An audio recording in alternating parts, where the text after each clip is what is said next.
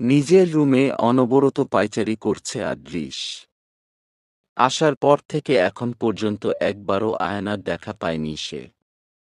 আর এতেই তার হা-সফাস অবস্থা। লজ্জা বা সংকোচ বোধের কারণে কাউকে জিজ্ঞাসাও করতে পারেনি আয়নার কথা। তবে সে জানে, আয়না এই মুহূর্তে আনিকার রুমেই ঘাপটি মেরে বসে আছে। আয়নার এরূপ ব্যবহারে প্রচুর রাগ হচ্ছে তার। ইচ্ছা করছে আশপাশের সব ভেঙে ফেলতে। আদৃশ রাগে হাতের পাশে ফুলদানিটা উঠালো ভাঙার জন্য, কিন্তু পরক্ষণেই ফুলদানিটা জায়গায় রেখে নিজের চুল খামচে ধরে সোফায় বসে পড়ল সে। বিড়বিড় করে বলতে লাগল, কার জন্য ভাঙচুর করতে যাচ্ছিলাম আমি? উফ, কি হচ্ছে আমার সাথে? ওকে না দেখতে পেয়ে কেন এত রাগ হচ্ছে আমার? আর এই মেয়েটাও একটু রাগ দেখিয়েছি বলে পালিয়ে বেড়াচ্ছে আমার কাছ থেকে।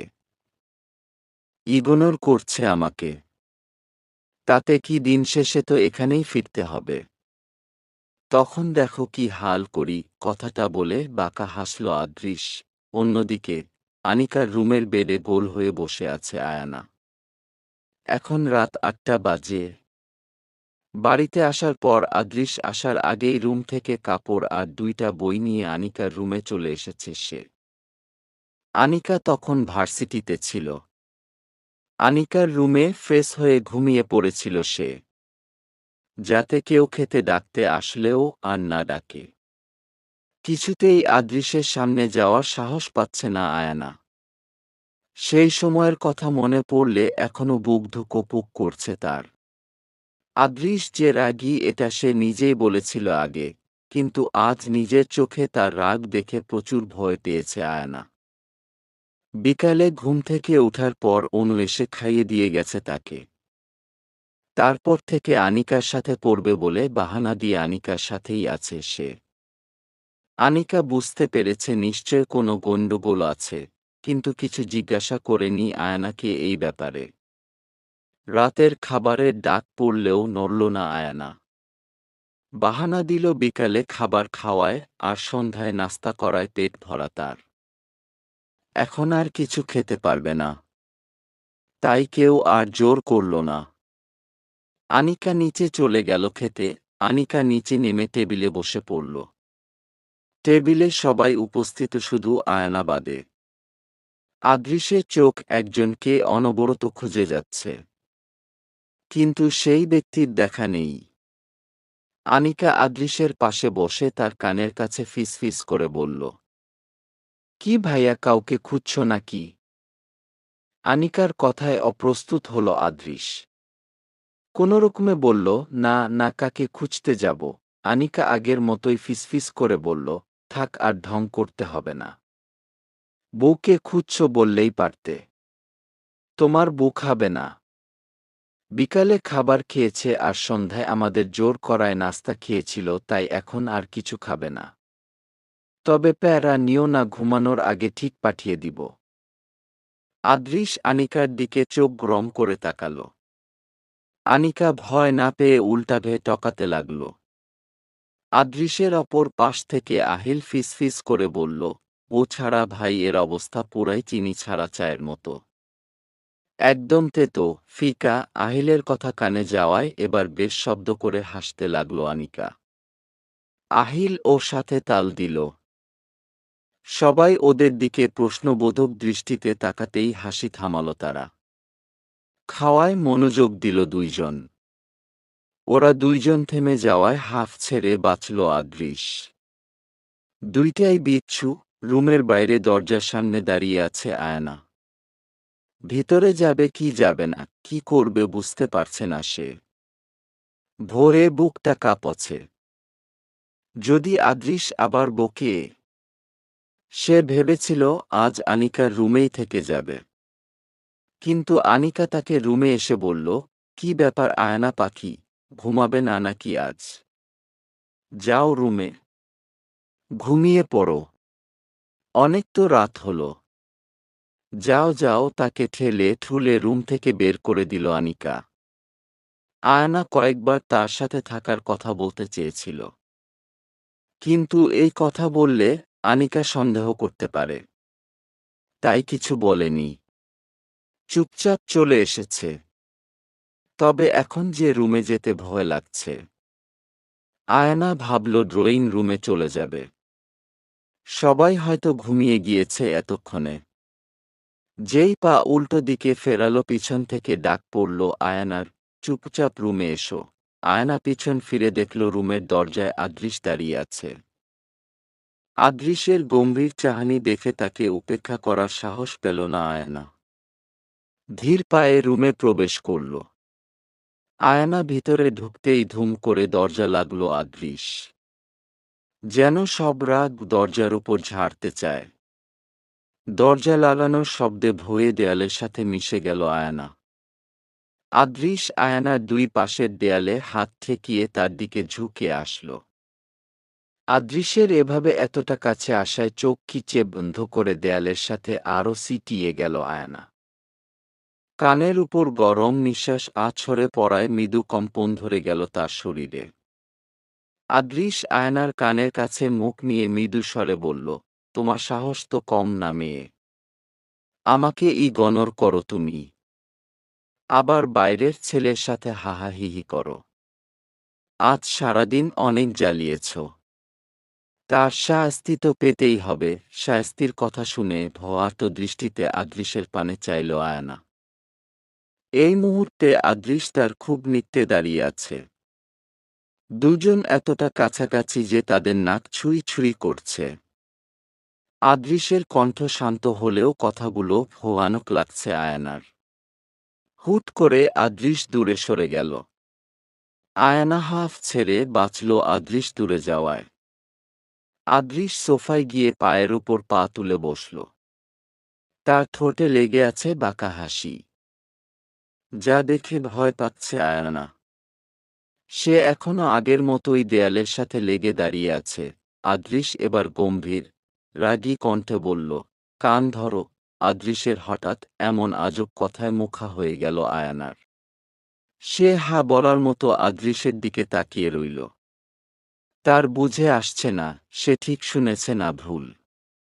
আয়নাকে হা বলার মতো তাকিয়ে থাকতে দেখে ধমক দিল আদৃশ। ধমকে বলল, কি বললাম শুনোনি? কান ধরো। ফাস্ট লেট করলে কিন্তু পানিশমেন্ট আরও বাড়বে। তখন কিন্তু এক পায়ে কান ধরে দাঁড়িয়ে থাকতে হবে। আদৃশের ধমকে লাফিয়ে উঠল আয়না। পুরো কথা শুনে মুখ দিয়ে অটোমেটিক্যালি বের হয়ে গেল, কান কেন ধরব? কি করেছি আমি? আদৃশ বলল, আজ কোনো পড়াশোনা করনি। তার শাস্তি পাবে এখন। আয়না কি বলবে ভেবে পেল না। সে আসলেই কিছু পড়েনি। বই সাথে নিয়ে গিয়েছিল ঠিক, কিন্তু পড়ায় মন বসাতে পারেনি। সে কাঁদো কাঁদো চেহারায় আদৃশের দিকে তাকাল। আদৃশকে চোখ রাঙিয়ে তাকাতে দেখে ধীরে ধীরে নিজের কান ধরল আয়না। ঠোঁট উল্টে বারবার নাকটা নছে সে। যে কোনো সময় কেঁদে ফেলবে। নিজের মায়ের বাড়িতে বোকাশোনা মার খাওয়াতে সে অভ্যস্ত ছিল। কিন্তু এই বাড়িতে এই প্রথম এমন হচ্ছে। স্বামী নামক মানুষটার সামনে কান ধরে দাঁড়িয়ে থাকায় লজ্জায় মাথা কাটা যাচ্ছে আয়নার। আয়নার মুখের অবস্থা দেখে ভীষণ হাসি পাচ্ছে আদৃশের। সে আগেই ঠিক করে রেখেছিল আয়না আসলে তাকে একটা শাস্তি দিবে। এতক্ষণ রেগেও ছিল, কিন্তু আয়নাকে দেখা মাত্র তার রাগ কিভাবে যেন উড়ে গেছে। তারপরও সে রাগ করার ভান ধরেছে একটু মজা নেয়ার জন্য। আয়নার হঠাৎ কান্নায় রুকে গেল আদৃশ। সে তো 2 মিনিট পরই কান ছেড়ে দিতে বলতো। কিন্তু আয়না যে এত অল্পতেই এভাবে কেঁদে ফেলবে বুঝতে পারেনি সে। অন্যদিকে কান ছেড়ে 2 হাতে মুখ ঢেকে ডু করে কাঁদছে আয়না। পড়া না পারার জন্য এর আগে কখনোই শাস্তি পায়নি সে। সব কিছুর পেছনে তো আদৃশই আছে, আর শাস্তি তাকে পেতে হচ্ছে। একে তো আদৃশ তাকে কান ধরিয়েছে, তারপর তাকে দেখে হাসছিল। এটা দেখে নিজেকে আর সামলাতে পারেনি আয়না। আয়নাকে কাঁদতে দেখে আদৃশের মনটা অস্থির হয়ে উঠল। সে দ্রুত পায়ে আয়নার কাছে এগিয়ে আসল। কিন্তু কি বলবে বা কিভাবে সান্ত্বনা দিবে ভেবে পেল না। তারপরও গলা ঝেড়ে বলতে লাগল, আই এম সরি। প্লিজ কেঁদো না। আমি তো একটু মজা করছিলাম তোমার সাথে। আদৃশের কথায় আয়নার কান্নার শব্দ আরও বেড়ে গেল। আদৃশ কি করবে ভেবে পেল না। সে আয়নার হাত সরানোর চেষ্টা করতে লাগল। একটুখানি জোর প্রয়োগ করার পর আয়নার হাত সরাতে সক্ষম হল সে। সারা মুখে চোখের পানি লেপ্টে আছে। নাক মুখ লাল হয়ে আছে। আয়না একবারও আদৃশের দিকে তাকাচ্ছে না। মাথা নিচু করে চোখের পানি ফেলেই যাচ্ছে। আদৃশ আয়নার দুই গালে হাত রেখে চোখের পানি মুছিয়ে দিল। আয়নার কান্নার শব্দ কমে এসেছে। কিন্তু এখনো ফুঁপিয়ে যাচ্ছে সে। আয়নাকে এভাবে কাঁদতে দেখে কষ্ট হচ্ছে আদৃশের। নিজের উপর রাগ হচ্ছে তার। কেন যে এমনটা করতে গেল। আদৃশের হুট করে ইচ্ছা হল আয়নাকে নিজের মাঝে আবদ্ধ করে নিতে। কেন যেন সে নিজের ইচ্ছাটাকে দমাতে পারল না। অজান্তেই জড়িয়ে নিজের বুকের মাঝে আবদ্ধ করল আয়নাকে। আয়নাও ভদ্র মেয়ের মতো লেপ্টে রইল আদৃশের বুকে। তার আপাত কোনো হুঁশ নেই। সে নিজের কান্নাতে ব্যস্ত। আদৃশের শার্ট মুঠো করে ধরে বুকে মুখ গুজে কাঁদতে লাগল সে।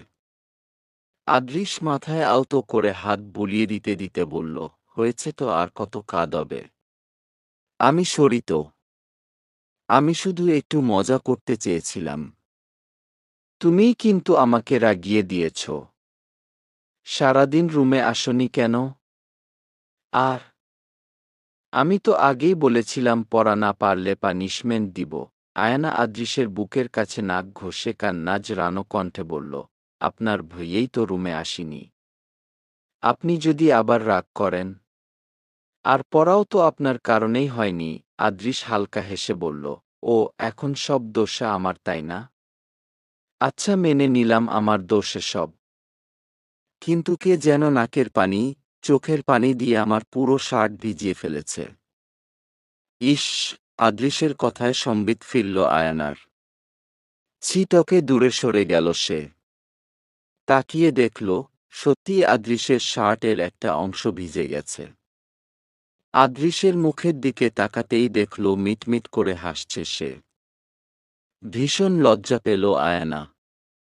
অজান্তেই কতটা কাছে চলে গিয়েছিল সে আদৃশের। আর এক মুহূর্ত সেখানে দাঁড়াতে পারল না আয়না। এক ছুটে ওয়াশরুমে ঢুকে দরজা বন্ধ করে দিল। অপরদিকে আয়নার কাণ্ডে বেশ শব্দ করেই হেসে ফেলল আদৃশ। বুঝতে পারল বেচারি প্রচুর লজ্জা পেয়েছে। তবে তার মজাই লেগেছে আয়নাকে লজ্জা দিতে।